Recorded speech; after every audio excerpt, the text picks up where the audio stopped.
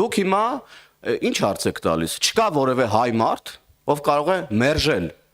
ցեղասպանությունը։ Չկա որևէ հայ մարդ։ Ես տեսա, որ Դաշնակն ասեց Յան ազգանունով մարդ չպիտի լինի, որ մերժի ուրեմն ցեղասպանությունը հայ ժողովրդի հետ տեղի ունեցած։ Որևէ վերջացանցով վերջացող ազգանունով մարդ չի կարող մերժել այն պատմական իրողությունը, որը տեղի է ունեցել։ Եվ արձագանքելով նաև ընդդիմության այս կեղծ եւ կեղտոտ, շատ կեղտոտ նաև պնդումներին պետք է երկրորդեմ գործընկերոջս բոլոր ասած փաստերը դրան հավելեմ։ Ձեր կողմից հիշատակված մարդիկ, որոնք փորձում են մեղադրանքներ ուղղել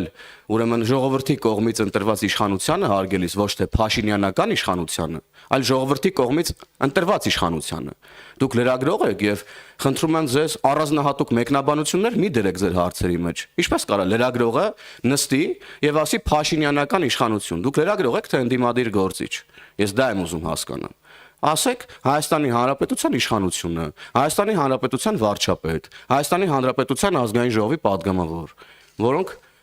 բարձրաստիճան պաշտոններ են եւ դուք պետք է հարգալից վերաբերեք այդ պաշտոնների նկատմամբ եւ Հայաստանի Հանրապետության ժողովրդի կողմից ընտրված իշխանության նկատմամբ։